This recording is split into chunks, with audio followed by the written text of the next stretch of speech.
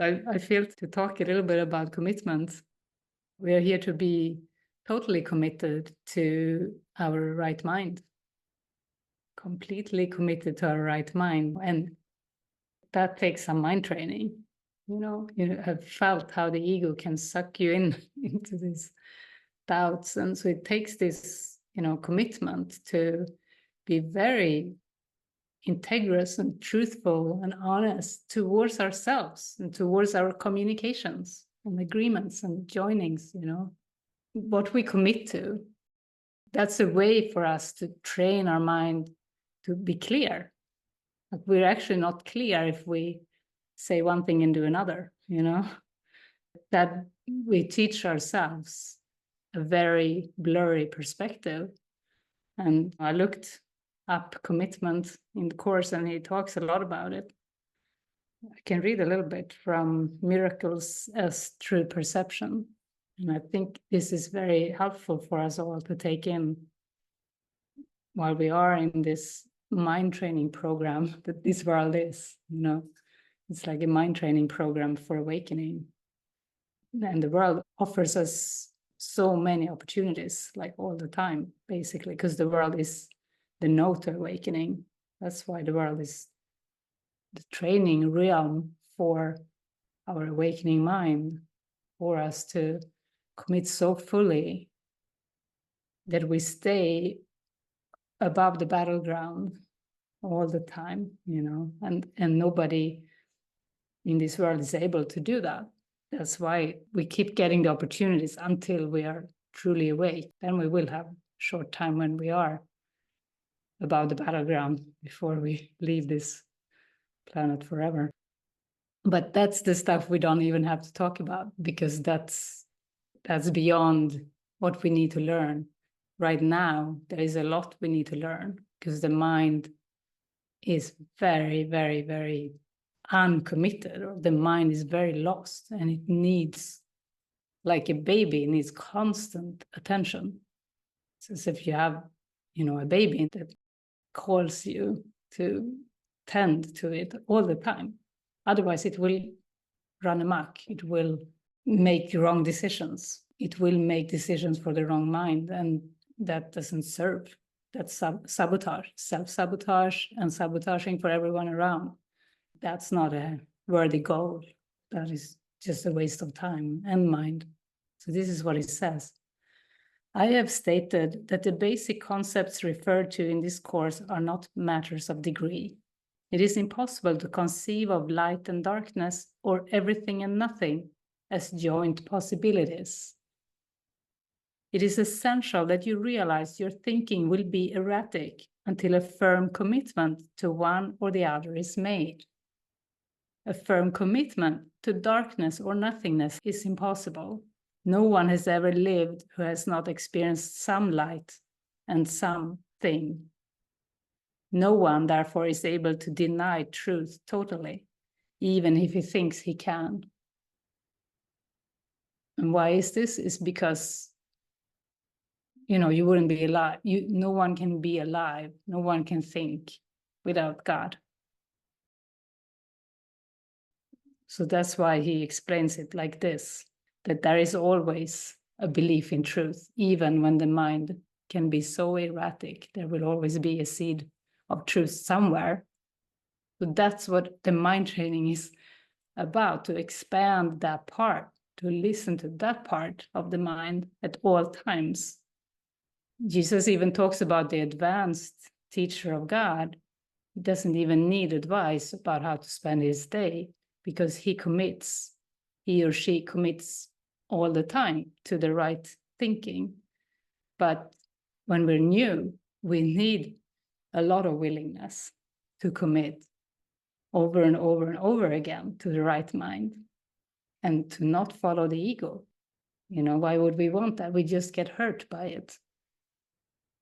We actually think we hurt others by it. We have attack thoughts, but when we do that, we hurt ourselves. That's an important learning, and we will be in the school of hard knocks until we accept it so, and we, said, no, I'm gonna let go of this messy thinking and and become committed, become truthful. And we all have that capacity, especially once we have the Course in our hand, we have even more capacity to follow the right voice. So he talks more here. Innocent or true perception means that you never misperceive and always see truly. More simply, it means that you never see what does not exist and always see what does. Single-mindedness.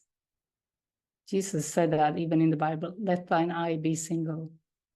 It's like a laser beam in the mind to constantly stay in that state. And in the beginning, it's more like the mind goes back and forth, in and out of the clear state, because there is still so much healing and forgiveness needed. So yeah, he talks about commitment at least 19 times in the Course. So it really inspired me as a topic today, because yeah, the marriage is a symbol of commitment, community, but mainly it is about our word, keeping our word, towards ourselves. Say what you mean and mean what you say. We have harmony and freedom when our thoughts and our actions, what we say, think, and do, when they are all in harmony, then we have peace of mind. And that's what we need to aim for. Because who are we tricking? Our own self, otherwise. So yeah. Very important and helpful subject to look at. The ego is terrified of commitment because it thinks it's going to be imprisoned, commit to something in form. But really, we do commit to right thinking. Then the form follows. Like form follows the right thinking.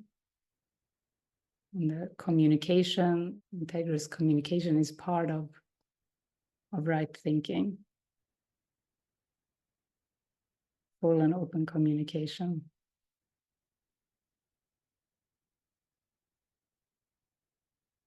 Does anyone have any thoughts about this topic? Do you like the topic? Hello. It's a hard topic for me. Commitment.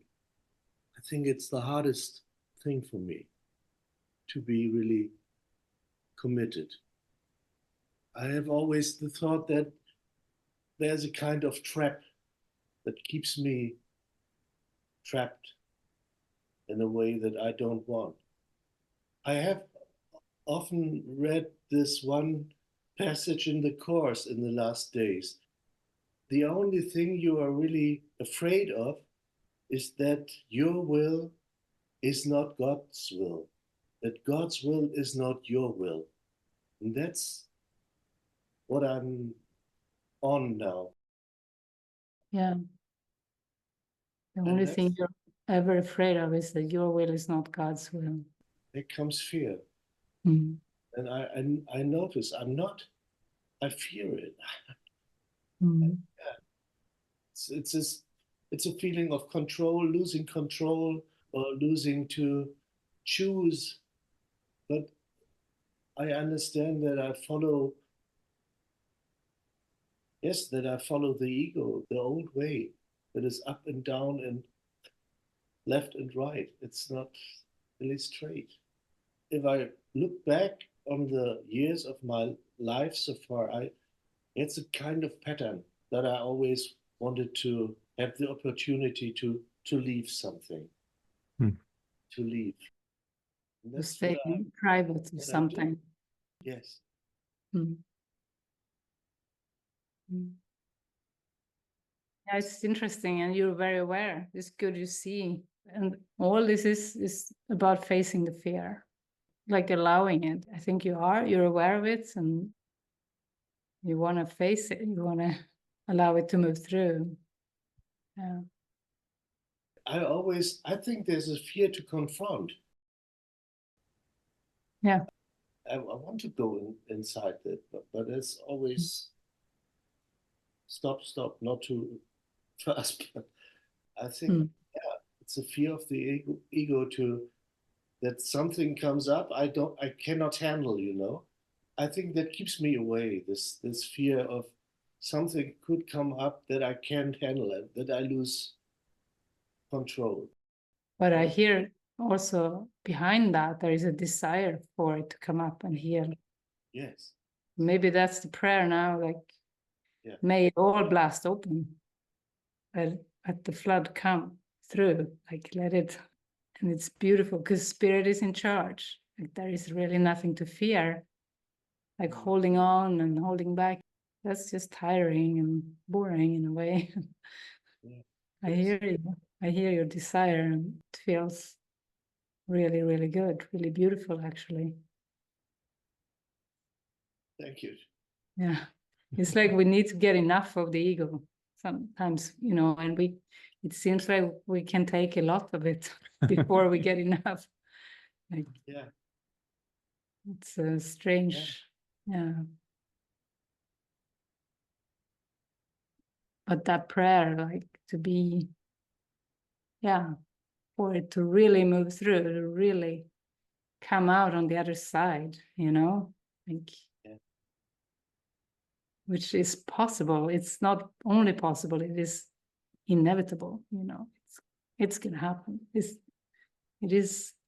seems to be a matter of time, but when the willingness is there and the readiness, yeah, the healing can happen. And that's what's beautiful with a retreat that we're gonna have, you know, because there is so much support. And also we don't have to care about people. We're really here for the mind. You know, or everyone who come for healing. Like we received some emails, people say, can't wait, you know, to be there in the stillness, you know, for my mind to get still. And yeah, it's a gift. Like to do it for your mind, for your healing, and not for anything else. Yeah. Thanks for sharing.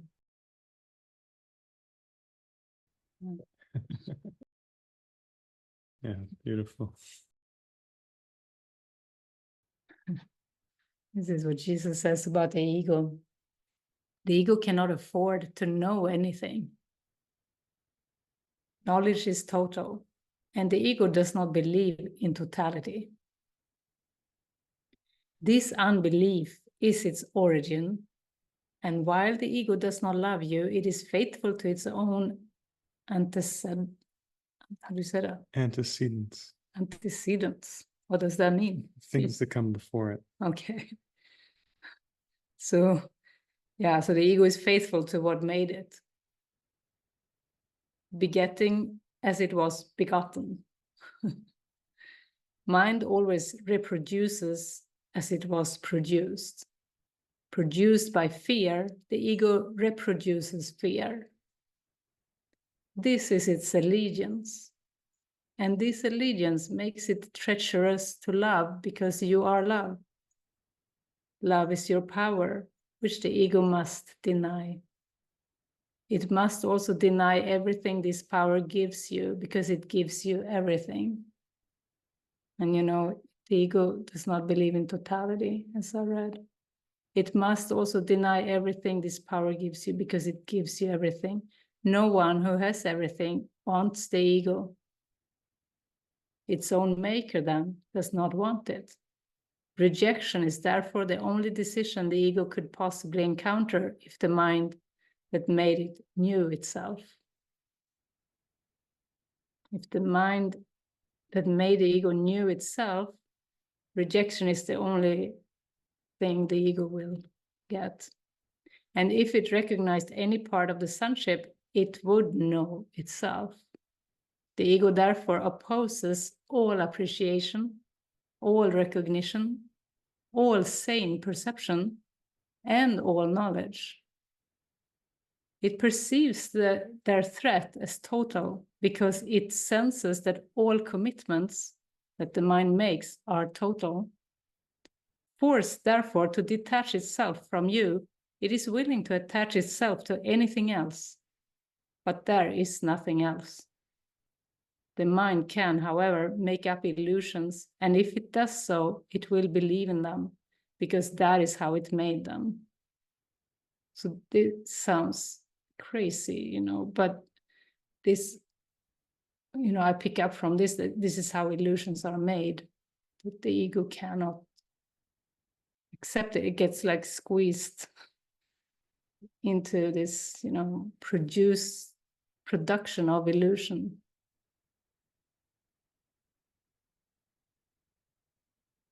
That's intense. The Holy Spirit undoes illusions without attacking them, because he cannot perceive them at all. They therefore do not exist for him. He resolves the apparent conflict by engender by perceiving conflict as meaningless. I've said before that the Holy Spirit perceives the conflict exactly as it is, and it is meaningless. The Holy Spirit sees that. The Holy Spirit does not want you to understand conflict. He wants you to realize that because conflict is meaningless, it is not understandable. Are you a conflict avoider? I think a lot of people are trying to avoid conflict. But the Holy Spirit knows they're not real. So the Holy Spirit actually doesn't avoid anything that would clear the mind. Isn't that beautiful? It's uncomfortable to the ego, but it's worth it to let the light come onto it, It's the only way to freedom, is to allow that openness.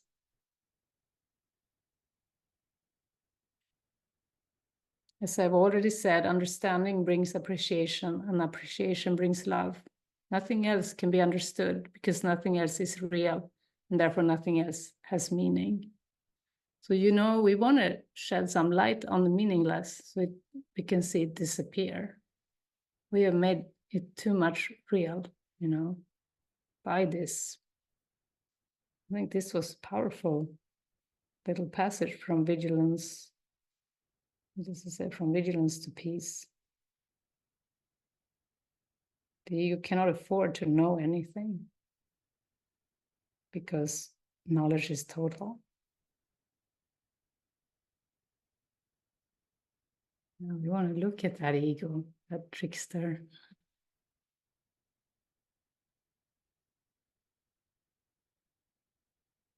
Expose it, so that we don't need to be bound.